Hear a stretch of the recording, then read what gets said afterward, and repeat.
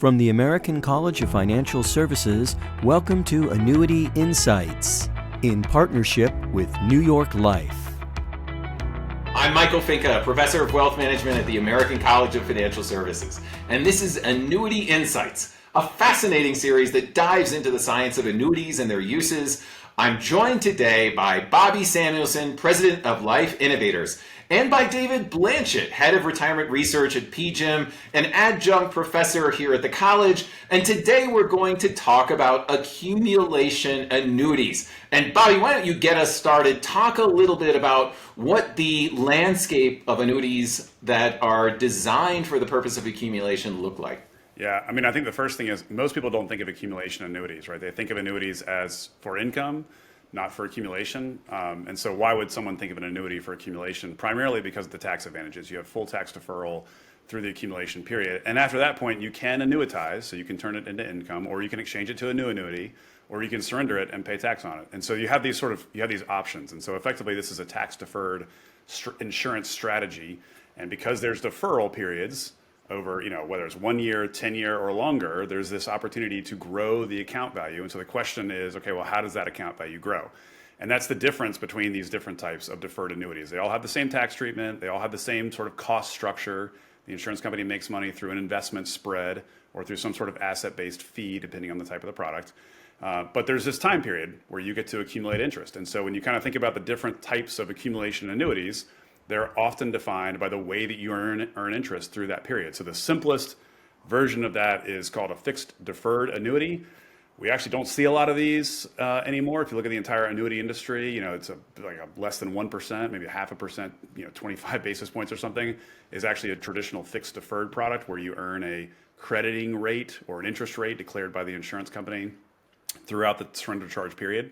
So the surrender charges kind of tell you the maturity period of the contract, 5 years, 10 years, whatever it is. And then you earn interest through that period. The carrier just declares a rate, and that's what you get. That's a fixed deferred. If you kind of go one step further and say, okay, how did that evolve? That evolved into this marketing concept that we call a MIGA product, a multi-year guarantee annuity. This is not actually a product category. It's just a fixed deferred annuity where instead of having the carrier declare the rate throughout the term, the carrier just declares one guaranteed rate at the beginning of the term, and that's what you get until the end of the surrender charge period. And so that's the basic structure for a MIGA product. So those are very simple, very easy. The kind of point of comparison there is like a bank CD. These look and feel a lot like bank CDs, but on insurance company paper, not backed by the FDIC. And that's kind of the dynamic there, right? It's just a fixed rate for a fixed period of time, and that's it. If you take one step further, you move into this category of fixed indexed annuities. And I think a lot of people think that there's sort of a hard line between fixed deferreds and fixed index annuities. And technically there is. They are filed as separate products, but the reality is these are effectively identical contracts. The only difference is that in a fixed deferred annuity, the carrier declares the crediting rate and pays it into the product. In a fixed indexed annuity, the carrier sets an option budget, which is equivalent to what they would have credited if it had been a fixed deferred annuity, and they take that option budget and they go out and they call the investment banks and they buy options on an equity index or on an index, and then they provide exposure to that index in the product. So they might say, instead of getting a 4% fixed rate in the product, you might get an 8% cap or a 9% cap on the S&P 500. And so you participate in the S&P 500 performance between the floor, 0%, and the cap, 8%. And they declare that cap in the same sort of frequency as they would declare a crediting rate in the fixed deferred annuity. And so the idea is basically that you can get upside potential in the market, or upside potential linked to the market performance, with downside protection, just like any other fixed deferred annuity. And the cost of it is effectively the opportunity cost of what you could have earned in the interest rate. And the reason why I say it's not really a hard line between the two products is that basically every fixed index annuity has a fixed account in it that credits interest just like a fixed deferred annuity. And so really this is all kind of one big category. These are all fixed insurance products. So although FIAs kind of link to an external equity index, you're never investing actually in the index itself. You're just tracking your interest credits based on the performance of the external index, which is being funded through the carrier taking interest that they would have paid you directly and instead buying an option from an investment bank.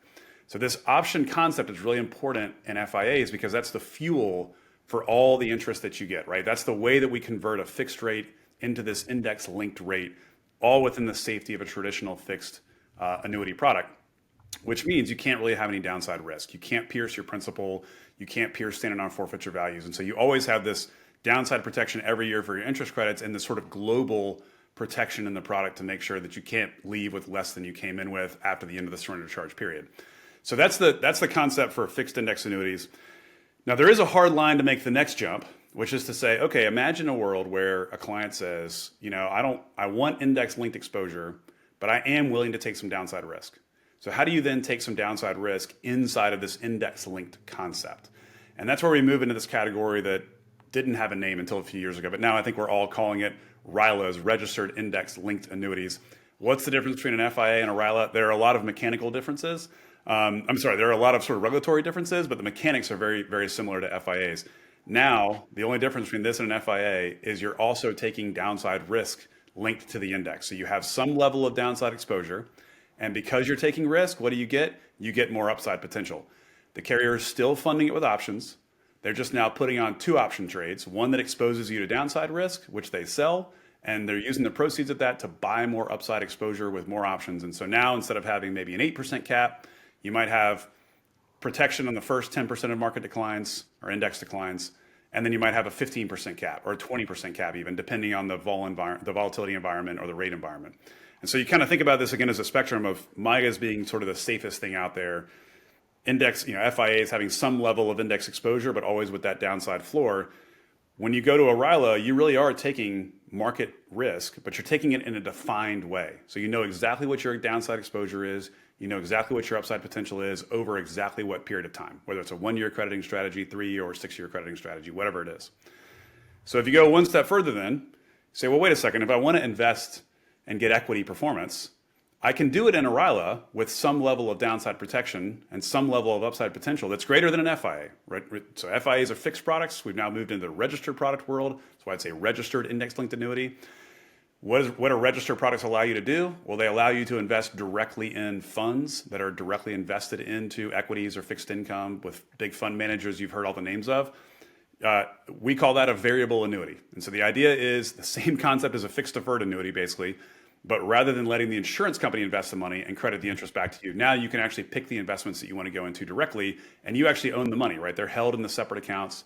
They're linked to your product. They're called unitized because they literally have unit values that are pegged to your contract. And you get to decide where your money goes. And now you can kind of take as much risk as you want to. You can invest in a money market if you want to. You get to decide how you do that portfolio, all within the annuity wrapper. So you still have the tax deferral that you're looking for. You still have the potential later on to annuitize for income or to 1035 and exchange into another annuity product, but you get to direct your investments into whatever mutual funds are made available inside of that contract. And so there's kind of maximum risk potential, maximum return potential. If you kind of step that back and say RILA is partial risk, partial return, FIA is very partial, right? Effectively no risk, only upside, downside protection, upside potential. You can kind of see how that risk spectrum plays out across these different categories. And that really is the difference. They're all accumulation annuities. They all have expenses built into them to recover commissions and carrier overhead and things like that. The question is just how do you want to earn interest? What level of protection do you want? And that's what each one of these things offers. So, David, let's begin with MIGAs, and let's think about it from the perspective of a wealth manager. What role do those fixed annuities, which are essentially like CDs, but different, obviously they're regulated in a different fashion, and you're going to see different rates that are based on insurer carrier quality in many instances where you don't see that variation in rates as much for CDs because you have FDIC protection. Talk to me a little bit about how someone who is putting together a portfolio using MIGAs should think about selecting the MIGA and where should it fit within a portfolio? Sure. So, I mean, I think that of the 4 annuity types that Bobby talked about, I think MIGAs are the one that are the most no-brainer for most advisors to use in portfolios, right? And so, to kind of start, what I think we should assume here is we've got a client or a household who's maxing out their 401ks and IRAs. Okay, so they're kind of, they've fully utilized whatever they can save in those, and they want to save more money. Well, most investors have a balanced portfolio of stocks and bonds, okay, or cash. And holding cash and bonds in a taxable account is incredibly tax inefficient, especially now that we've got higher interest rates. The kind of tax drag on the account is pretty significant. And so I think where MIGAs are especially attractive would be for clients that want to have money in a quote unquote safe investment that can grow tax deferred. So I really think that especially if you look at the spreads in terms of MIGA rates over comparably rated bond portfolios, like they could be a very attractive way to give a client, a very safe allocation to an asset that is highly tax advantaged. And if you play it out over 10 or 20 or 30 years, like just the benefits of tax deferral can be pretty significant. If you layer on top of it the kind of additional yield that you can possibly get from the MIGA versus, especially cash, CDs, or even bonds, the long-term benefits can be pretty significant. And also talk to me about the ability to have more flexibility about when you realize those gains, the advantage that an advisor might get from, say, pulling out some of those gains during a low income year for a business person or maybe after retirement.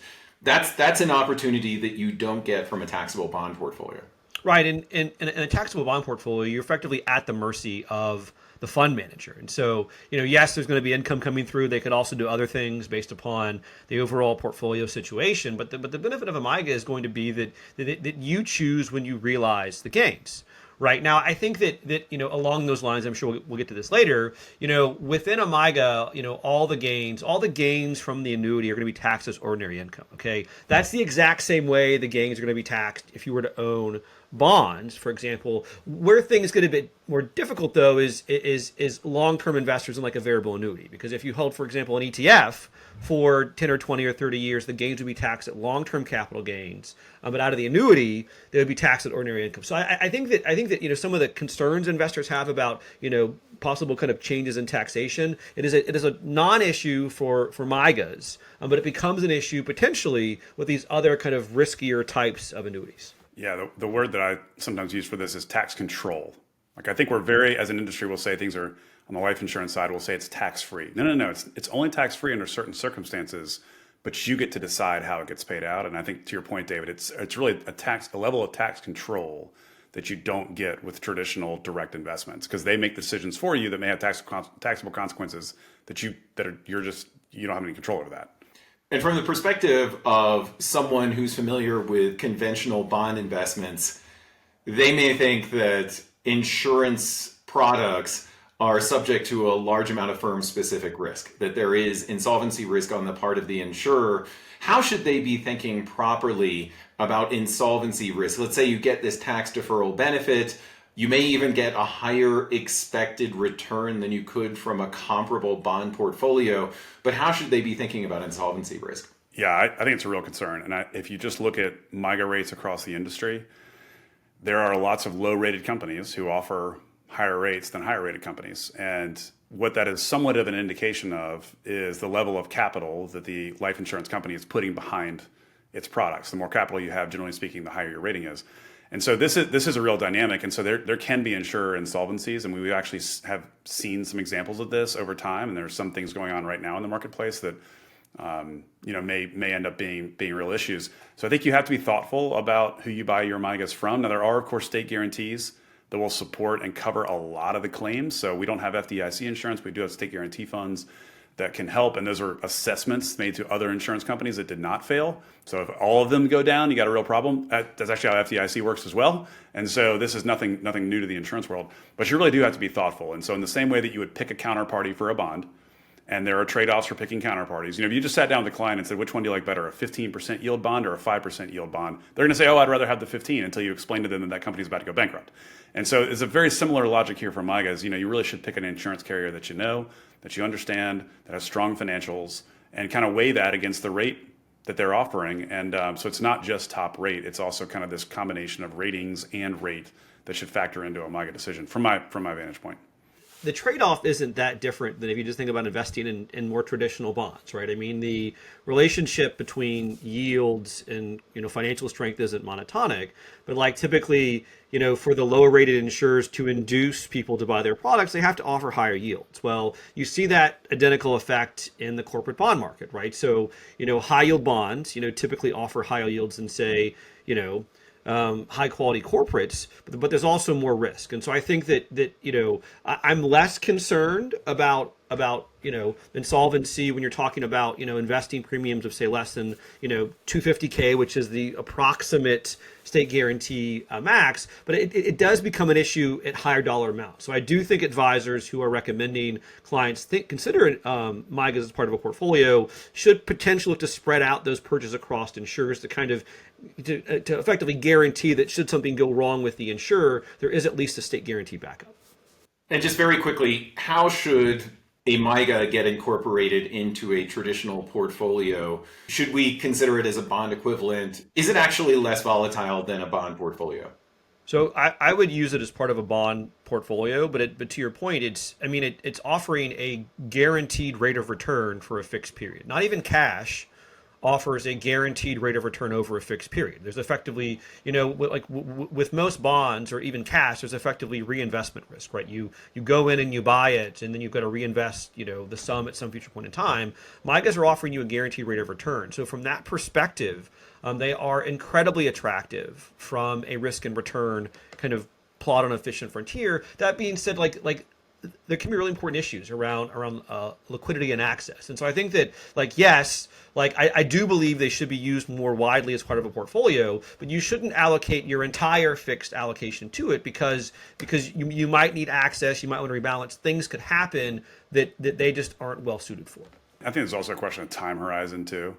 Like if you bought a 20-year, I'm just gonna make this up. If you bought a 20-year MIGA, that's gonna fill a very different role than if you buy a 3-year MIGA. And I think, that's true for taxation, that's true for credit quality of the insurance company too. And so there's sort of, like to David's point, I mean, it's not just a bond alternative. You have to be a little more thoughtful about, okay, what exactly am I trying to do with this over what period of time? And something even as simple as just duration risk in a bond portfolio, theoretically, to David's point, I mean, there are liquidity issues with MIGA too, but it won't work the same way as a bond portfolio. It's not going to look the same. There are market value adjustments, but there are also surrender charges, but there are also free withdrawal privileges that come with some of these MIGA products will allow you to access some of the income without taking a market value hit. So there's lots of dynamics here. And I think it's also what scares advisors a lot of times is they're just not used to thinking through these provisions and how it fits into the plan. And I'd say that's not a reason to not talk about it or not think about it. The reality is there are incredible tax advantages here. There can be incredibly enticing yields that are offered on these products. I mean, the carriers are investing in a diversified portfolio that clients would not build for themselves. And you get the benefit of that on a guaranteed basis in the MIGA. And so, I think the main thing for advisors is just engaging with this as a concept and learning the language of it. And then I think to David's point, you'll see that it really does kind of fit in the fixed income box. It just plays by a little bit different rules.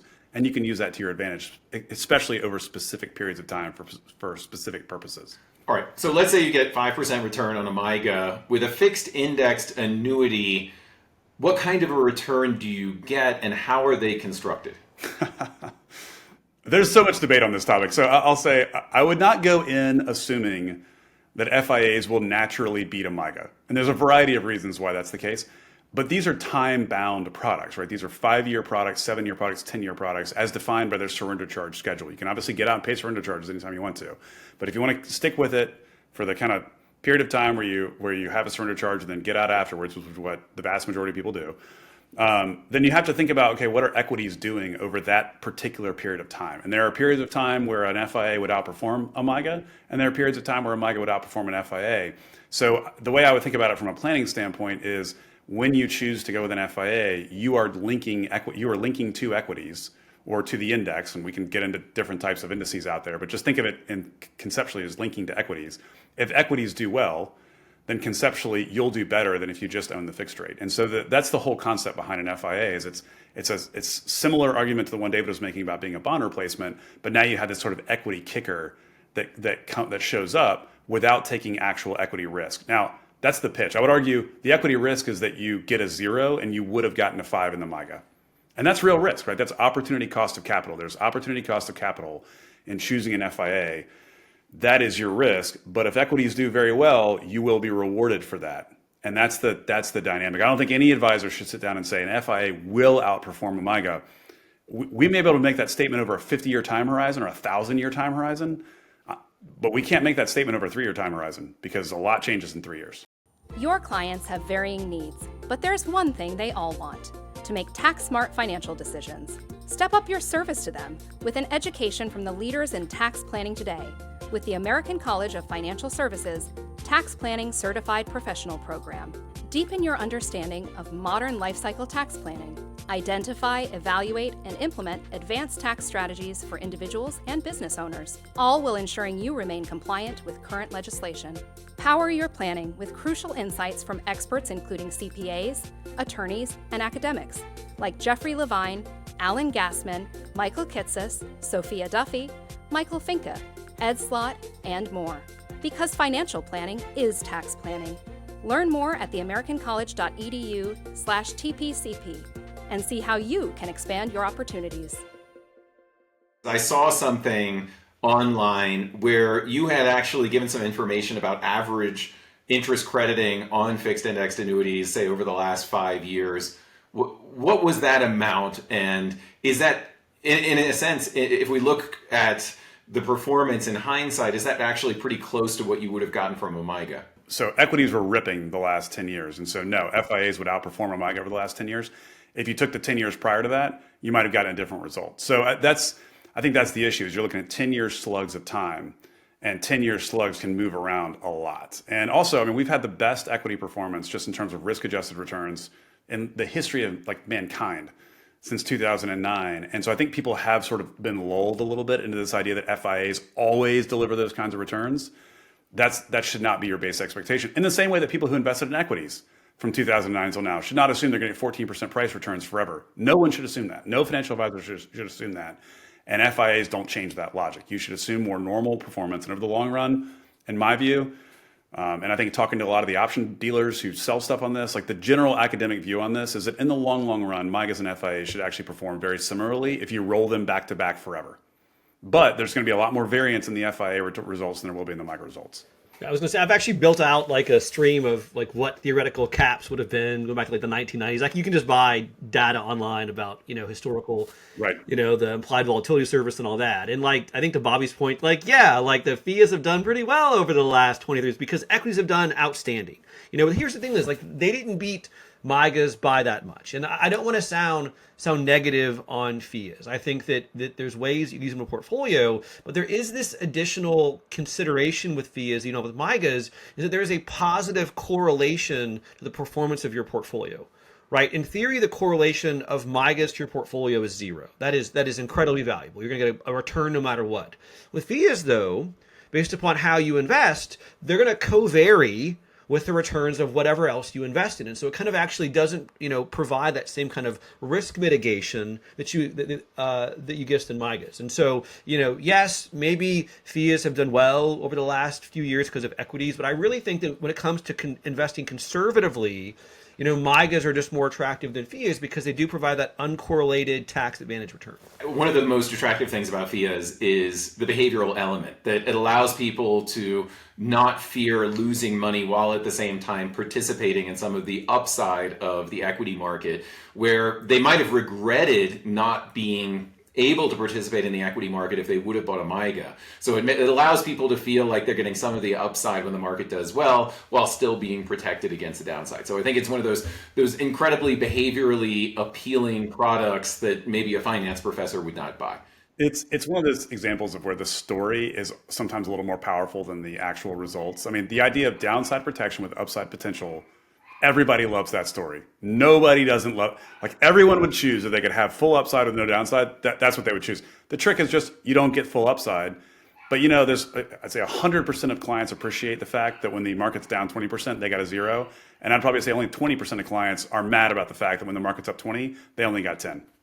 I think that's, to your point, that's the psychology that goes into FIAs. And look, that's real. I mean, financial planning is so much about psychology. So David, I completely agree. And in the normal portfolio construct, it doesn't really have a natural place. But in the behavioral side, the story side, it does. And I think you may be able to make an argument to a client, hey, as you get older, this is a way to get equity exposure without actually being in equities. And so it makes sense for a pre-retiree, but it doesn't make sense for a retiree or someone in their 40s. Like there's a kind of a discrete glide path where an FIA, that argument kind of really resonates. All right, let's talk about RILAs. Now, I'm going to start with you, Bobby. Explain to me how an insurance company creates a RILA. Yeah, so it's very similar to an FIA, right? They've got a fixed income portfolio. there's a yield coming off of that portfolio. They're taking that yield and they're going out and buying options. If you just buy options, that creates an FIA because it's downside protection, upside potential. So you're buying call options. What a RILA does is the carrier goes out and they sell a put option. They basically create exposure to downside risk. And so the idea is that if the market goes down, the index goes down, then the client is going to participate in that downside. They're going to reap proceeds from that sold put option. They're going to add that to their fixed income yield. And then they're going to go out and buy higher strike call options for the cap, if it's cap, which allows you to get more upside potential. And so the idea, if the option math isn't super clear, the idea is very simple. If you take more equity risk, you should be compensated with more equity upside, period. So FIAs have no downside equity risk, and therefore they have a limited amount of equity upside. RILAs have some discrete level of downside equity risk that's defined by the crediting strategy. It could be a lot, it could be a little. Whatever it is, you need to be compensated for taking that risk, which means you have more upside potential. And that is the core concept of a RILA. It is really just an FIA with downside risk. And that's kind of all it is. Now, again, because you have downside risk, it becomes a securities product. There's a lot of regulatory things that get wrapped around the differences between these two, but mechanically, they're actually very similar products. Now, David, you've done some research where you find that RILAs are surprisingly attractive when you're building a portfolio strategy for consumers. Why don't you talk to us a little bit about how the nature of option pricing can actually contribute to making these products more attractive?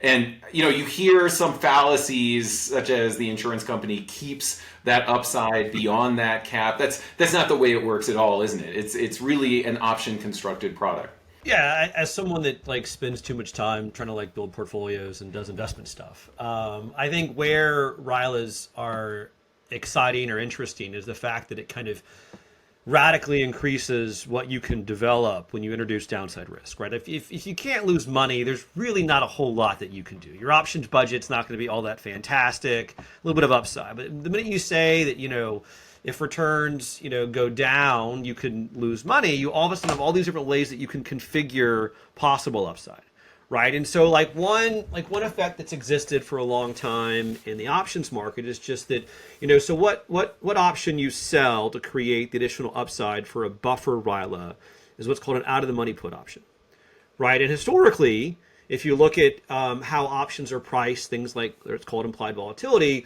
these have been relatively expensive options to buy.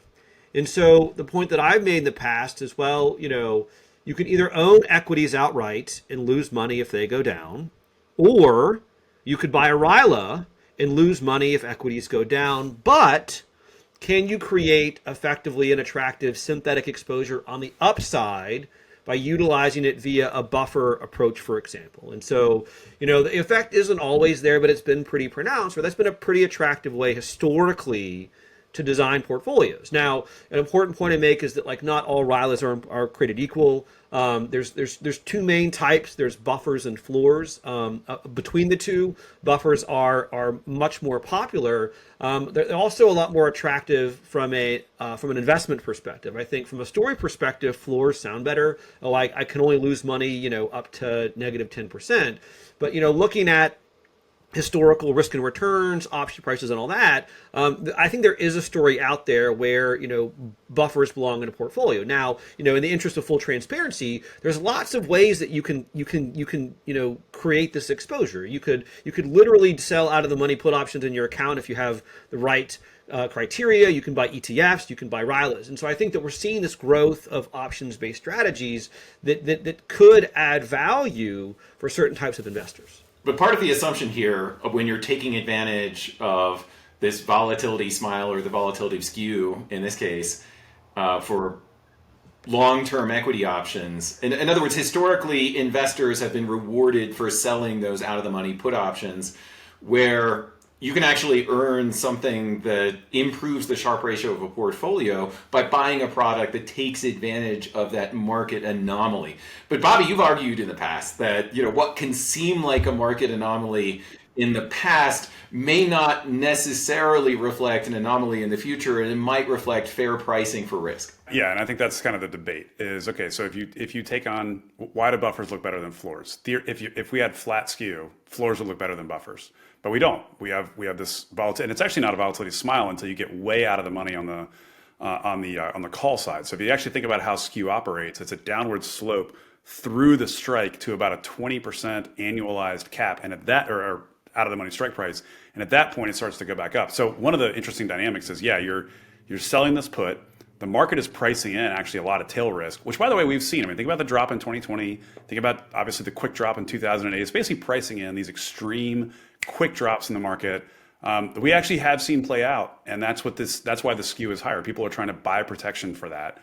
And as a result, the price for that goes up. Who's selling them that protection? Well, we are through a RILA, through a structured note, through a buffered fund, like all these things David was mentioning. I think the flip side to it, though, is, again, because the smile doesn't strike out until way higher, if you're using a cap structure, you're actually taking both sides of that skew trade because you're selling a cap that is priced at low vol on the other side of the skew. So it's basically down the slope, which is kind of an inefficient way to do it. So I would actually argue the irony is one of the most efficient ways to do this, what you actually should do, is to do buffers with par rates. That's actually how you take advantage of the skew slope. And yet people want buffers and caps, and therefore you pay for skew on the cap and you reap the benefit of skew. Now, to David's point, you reap way more benefit on the buffer than you have to pay for the cap in terms of the vol skew penalty effectively. But that's the thing I think you kind of got to think through is like, okay, to your point, David, like, yes, buffers look better for the rates because you're getting all this power off the sold put. But as a financial advisor, you should ask the question, which conversation would I rather have with my client? The market's down 30% and you're down 20, or the market's down 30 and you're down 10? In that scenario, you'd rather be in a negative 10% floor than a 10% buffer, but that's a planning conversation. That's a psychology conversation. That's less about the rates. And so I'd still say for RILA, just because something looks good doesn't mean it is. To David's point, you're taking risks somewhere. The question is just, is that the right risk for this portfolio, for this customer? And then make that decision. Now, don't just make it off of which one has the highest cap, because that's an indication that you're taking more risk, and that should be part of the conversation. Yeah, I think before we start diving into variable annuities, let's talk about the fact that you can actually construct a variable annuity that provides that same loss protection that you might be able to get through a fixed indexed annuity, but over a longer period of time, called a guaranteed minimum accumulation benefit. How should people think about a GMAB as a protection device for investors who might have a longer time horizon and fear taking investment risk because of the potential loss over, say, a 10-year time period? Because it does happen.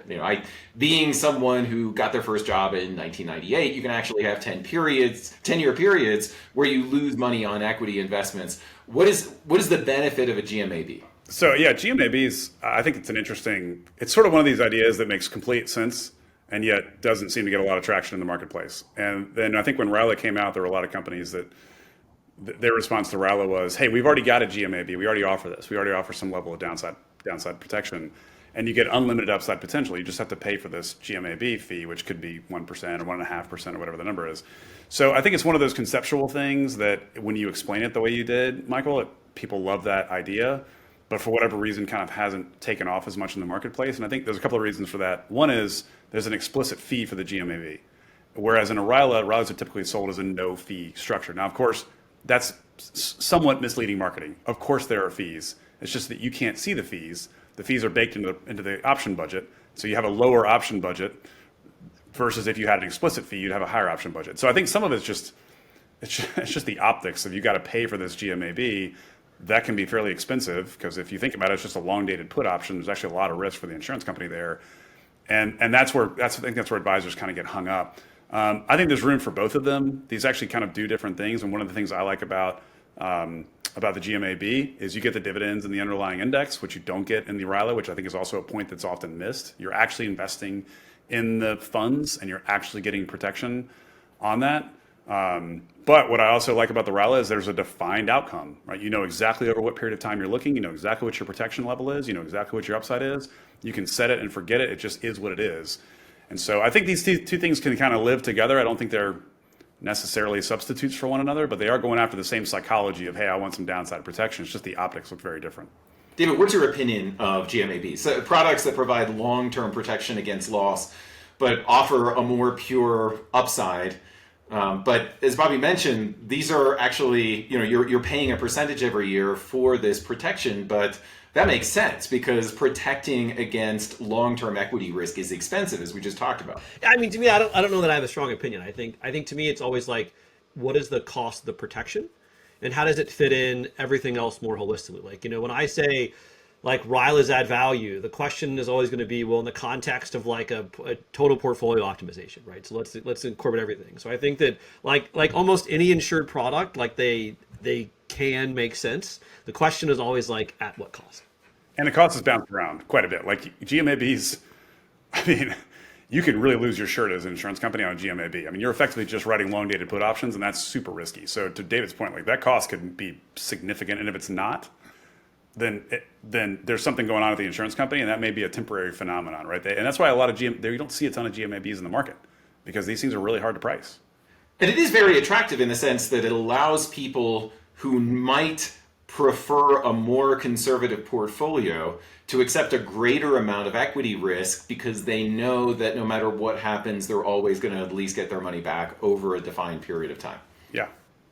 So psychologically, there's a lot of benefit. Now let's move into variable annuities. And I think before we start talking about variable annuities, we have to revisit this idea of the tax deferral benefit of using an annuity wrapper. There are all sorts of variable annuity structures, but in essence, essentially what you're doing is you're wrapping an investment account in an annuity structure, and there is advantages and disadvantages of doing that. So why don't you talk to me, David, why don't you talk to me a little bit about some of the advantages and disadvantages of wrapping an investment portfolio in an annuity wrapper? Yeah, I mean, to me, like it's kind of like the narrative here is the same regardless of product. The advantage is, you don't get taxed on the money as it grows over time. So if you've got a very like active portfolio manager, whatever else it is, you're not going to pay taxes on that growth. I think a key consideration with variable annuities versus, say, fixed annuities is just that all the gains will eventually be taxed at ordinary income.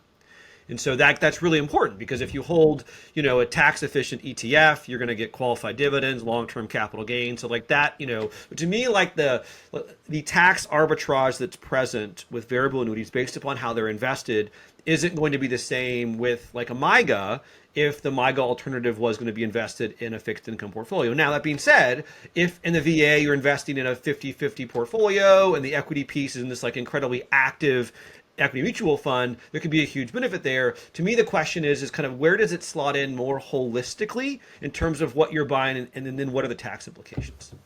As a sophisticated wealth manager, how should we be thinking about when to integrate variable annuities into a client's portfolio structure? Yeah, I mean, I just can pick up on what David said. I completely agree. Tax deferral is the conversation, and that's a personalized conversation. What is your time horizon? If you're going to hold a variable annuity for 5 years, then it probably doesn't make sense, because you're going to pay ordinary income, whereas otherwise you would have paid capital gains. You're going to hold it for 50 years, that's a different animal. That actually may be worth a trade-off.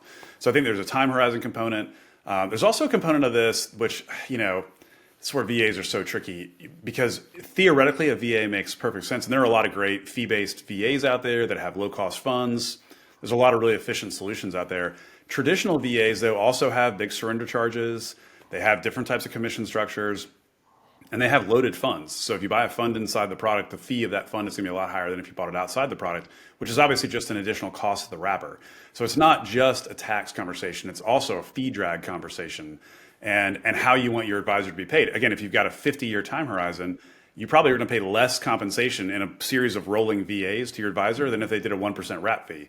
If you have a 5-year time horizon, you're going to end up paying a lot more compensation to your advisor than you would have if you paid a wrap fee. And so I think from a planning standpoint, just like 529 plans, just like SEP IRAs, just like anything else, this really does fit inside of the conversation as a potential tool that not every client should use for not all of their assets, but many clients should use for some of their assets. And I think that's the dynamic you always have to be balancing. Yeah, I think especially for non-qualified assets, if you have a client who's high net worth or in a high tax bracket, you're considering employing some strategies such as active equity strategies or high yield bond strategies. This is where using that annuity wrapper can really generate you a much higher after-tax return than you would be able to generate if all of those tax ugly types of investments were taxed at ordinary income during the accumulation period. So recognize the benefits, recognize some of the potential trade-offs of using the variable annuity wrapper. But one thing it gives you over something like some of the other fixed products that we've been talking about is control over the investment strategy that you use within the annuity structure. You don't get that from some of these other products. Yeah, agreed. And I would be remiss if I didn't mention the fact that, I'm going to say this might be a little bit contradictory, but VAs are a poor substitute for VUL. I mean, if you really think about it, like what a client should have done at 65 is bought a VUL policy at 45. And because then you have real discrete tax advantages, you can get real tax-free income out of it. So that's part of the issue. And you have necessarily a long-term time horizon. So for a lot of clients who own term insurance and they say, oh, well, I have term insurance and a VA. Whoa, what are you doing? Term insurance should be converted to a variable life policy where you can get the same death benefit coverage, and now you can actually store up the money inside the insurance policy, which gives you better tax treatment than the annuity. You actually can get tax-free income out of that.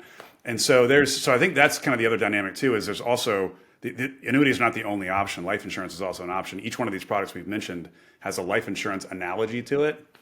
And if you're 65 years old, 70 years old, you don't have the choice of choosing life insurance, or if you do, it may be cost prohibitive. But if you're 45 years old or 35 years old, you need life insurance anyway. The question is just, are you going to do term insurance where you can't really do anything else with it? Or are you going to buy a real life insurance policy where you can actually put this money into the insurance contract and get better tax treatment than an annuity? And so that's kind of the argument too, is like we're talking about VAs and this tax conversation, these trade-offs and timelines. There's another trade-off too, which is the only reason why you're talking about a VA is because you didn't buy a VUL 20 years ago. And that's another way to think about this whole conversation. There's plenty of other topics that we could talk about. For example, the riders that exist on many of these products. We'll save that for a later conversation. I think the bottom line from the conversation that I got is if you're an advisor, you need to start thinking of insurance products as simply a product structure, just like an ETF or a mutual fund. And those product structures offer benefits that you need to consider when you're designing a truly comprehensive portfolio strategy for a client. Bobby, David, thank you so much for this conversation, for your time and your wisdom. I very much enjoyed it. I think our audience did as well. Hope to talk to you again soon. Thanks, Michael. Thanks, Michael.